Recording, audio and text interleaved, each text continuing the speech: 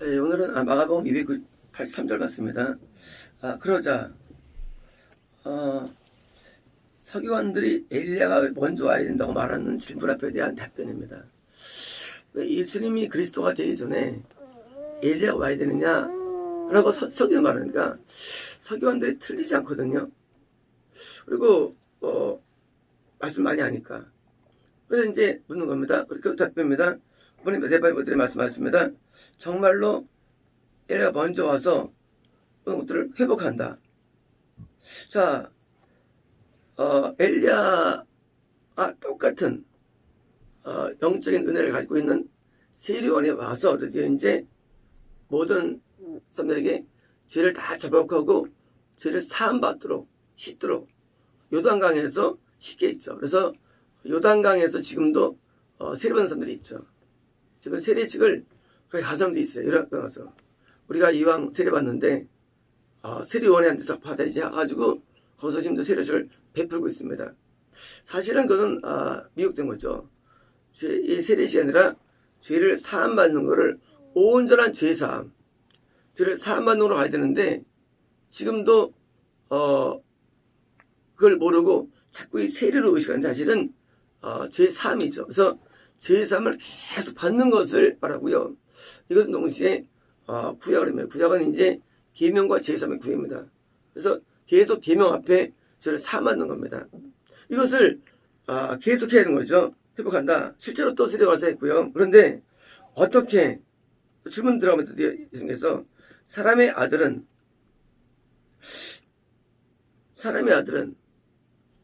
많이 고난받고 멸시당할 것이라고 그에 대해서 기록되었느냐. 자, 그리스도가 드디어 사함받고 예수님이 내 마음에 오셔서 내가 통치 가운데 들어가면 우리가 짠짠하고 되는 게 아니라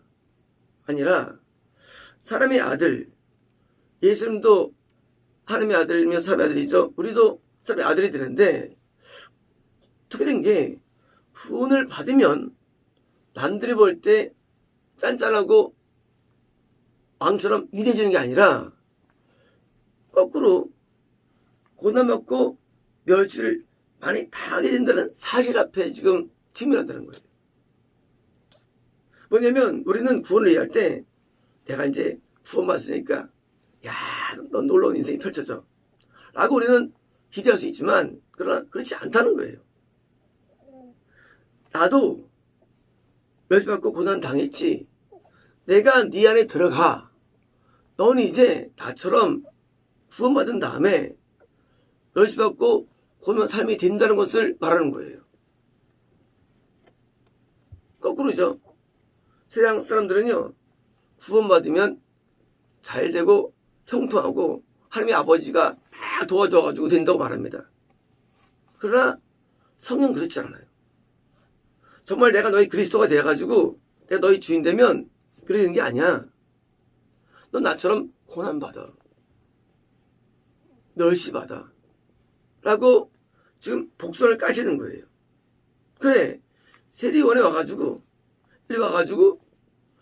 죄에서 해방돼가지고 벗어났어. 내가 너의 마음에 들어갔어. 난 내 그리스도가 되었어. 그러면 이제 드디어 마치 다윗 왕이 왕 된 것처럼 어마어마한 요들하냐? 그렇지 않고 뭐예요? 거꾸로 내가 네 안에 들어갔지. 내가 너한테 너를 다스리지. 하면 넌 나 때문에 나로 인하여 복음을 인하여 뭐예요?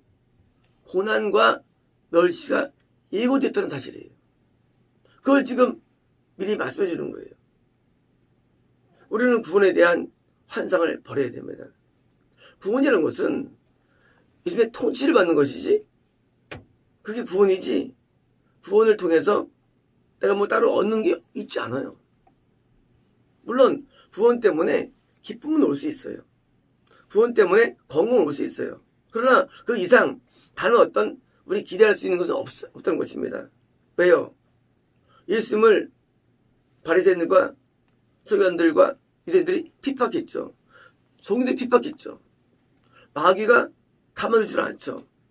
예수님이 우리 마음에 들어온다는 사실은 희노애락이 있는데, 좋은 것만 나쁜 건 있는데 가만 안 들어가요. 마귀들이요. 우리는 성경에서 왜 제자들이 다 순교당하고 비참하다 그런 말 있을까? 아니에요. 지금 마찬가지예요. 예수님이 안에 들어오면요, 예수님을 가만두질 않아요. 마귀들이. 십자가 결국은 처형한다는 사실이에요. 결국은 예수님 때문에 우리는 못 박히는 거예요.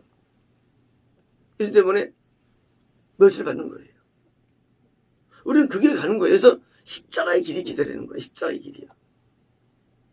우리 초대교회, 예루살렘 교회들이 막 핍박당하고, 아유, 참 불쌍해. 왜일까요? 진짜 구원이 일어났기 때문에. 오늘날 교회는요, 핍박 없어요. 왜 없느냐? 예수님이 안 들어가시기 때문에. 예수님이 들어간 참교회가 핍박 안 당한 역사 사례가 없어요. 왜 대관할 때 교회들 핍박을 거꾸로 덜 당하고 오히려 거짓교회가 부흥내느냐? 예수님이 들어가면 마귀가 가만두질 않아요. 마귀는요, 정말 대단한 존재예요. 아주 악한 존재, 마귀들은요. 그래서 마귀가 센 사람일수록 뭐예요? 목회자를 핍박하는 거예요. 성경을 핍박하는 거예요. 그리고 그것 때문에 멸시받고 조롱당하고 그리고 고난받고 고통당하는 거예요. 고난의 삶, 이게 구원의 예비된 삶입니다. 우리는 사박 축복을 말합니다. 그건 거짓말이에요. 가짜예요. 예수님께서 사복음서에 또 성령서신에 계속 말씀하셨죠. 고난당한다고. 예수 믿으면. 이건 한두 개가 있는 게 아니에요. 이 내용은요. 이 내용은 수천 구절이 있어요. 구절들이. 근데 어떻게 된 게 예수 믿으면 잘 된다거나 오빠들은 이상한 이론을 만든 것은 뭐예요? 이건 주님이 멀리 있어요. 예수님이 가지도 않았어요. 마음속에. 지금 예수님께서 그 제자들에게 너희들 말이야 환상 있는 건 내가 알아. 어떤 환상이냐? 너 나한테 그리스도로 불렀지. 그렇지? 난 네 믿음을 인정해. 하지만 그러면 네가 과연 다윗 시대처럼 잘 된다고 생각해? 아니라는 거예요. 우리는 다윗 시대를 오해합니다. 다윗 시대의 다윗 왕이 그리스도의 복선이죠. 그죠? 다윗 왕은 그러면 과연 형통했느냐? 아니에요. 백주의 자기 아들이 자기 첩들 다 강간하죠. 죽여 쫓아다니고. 다윗이 얼마나 고통을 살면서인지 말할 수 없습니다. 다윗의 일생이 얼마나 힘든지 몰라요. 물론 다윗처럼 다윗이 어마어마한 성과들을 만들고 영적인 큰 일도 해냈죠. 성전도 있는 것도 만들어 놓고 대단하죠. 그건 그거고 뭐예요? 동시에 이쪽 외야쪽 삶에서 말이에요. 엄청 고통을 많이 당했습니다.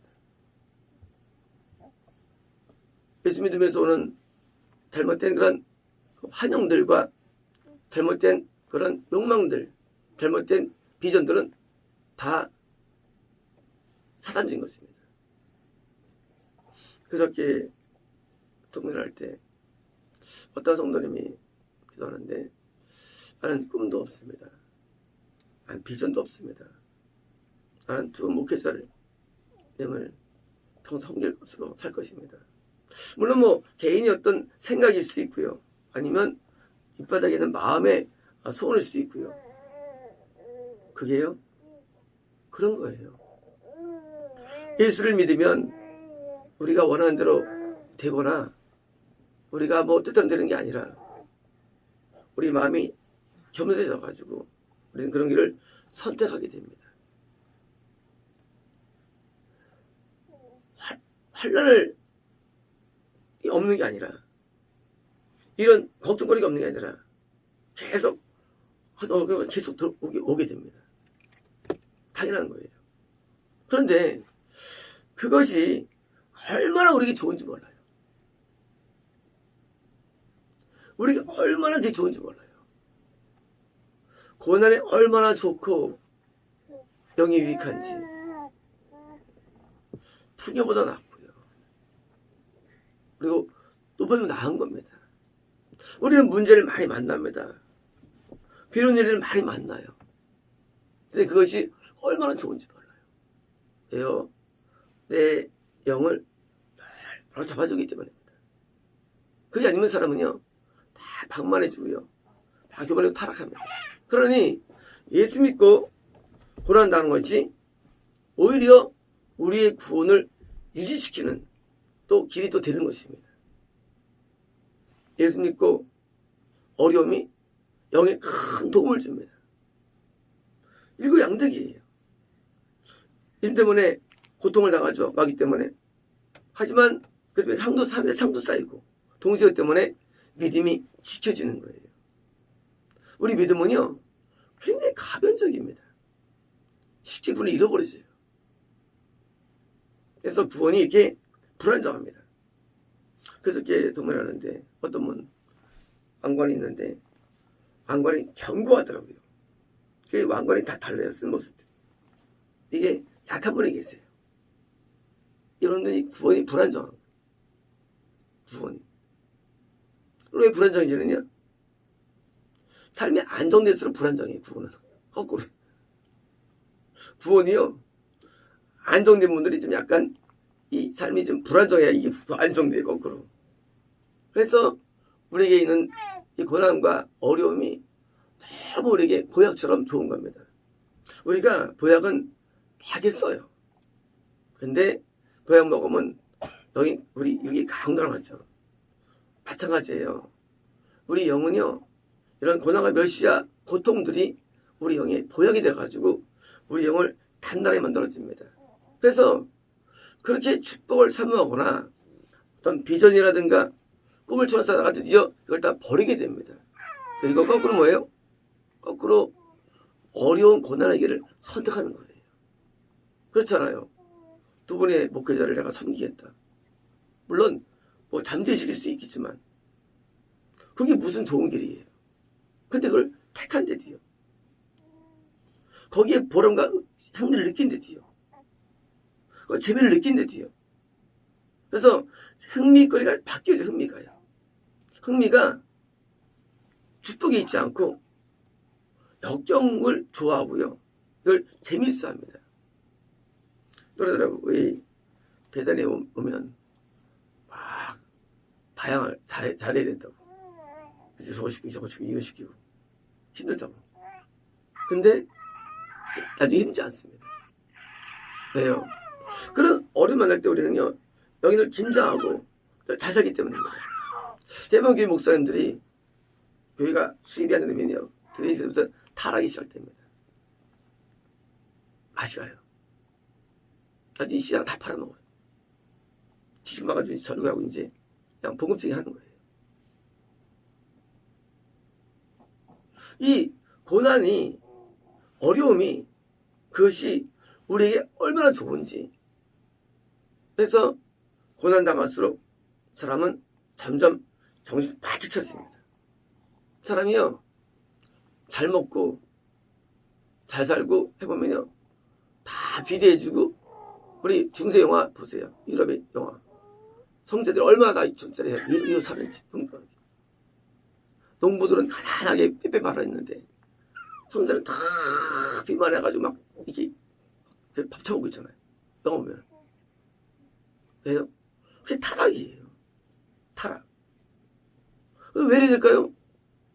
요즘에 안 들어가서 그래요. 구원이 안 일어나서 그래요. 구원받은 사도바울. 그러면 제자들 어떻습니까?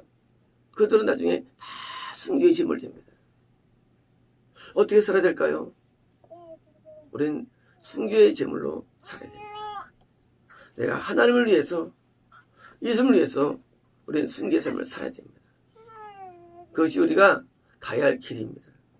우리가 가야 할 길은 화려한 길이 아니에요. 박수 받는 길이 아닙니다. 가야 할 길은 우리는 주님처럼 십자가에서 죽는 순교의 길이 가야 할 길이고, 우리는 그것을 늘 마음에 염두해야 됩니다. 잘 된다, 하나님 도와주신다, 그런 생각들을 버려야 됩니다.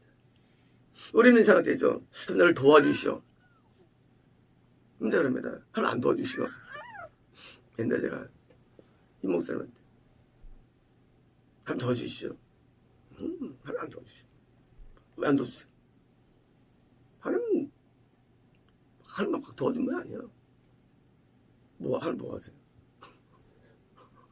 안 도와주시고 도와주시죠. 믿음을 도와주시죠. 믿음을 도와주세요. 상황을 도와주는 게 아니라 믿음을 도와주세요. 믿음을. 우리 믿음을 도와주셔서 극복하게 해주시고 담대게 해주시고 내적인 날 만드시는 거예요. 왜요? 몸이 뭐예요? 몸은 성전이기 때문에. 내 몸에 예수님이 거하시기 때문이에요. 우리는 우리 자신이 매우 중요합니다. 내적인 게 되게 중요한 거예요. 외적인 중요하지 않습니다. 내가 모든 마귀의 전략을 이기고 싸우면서 뭐예요?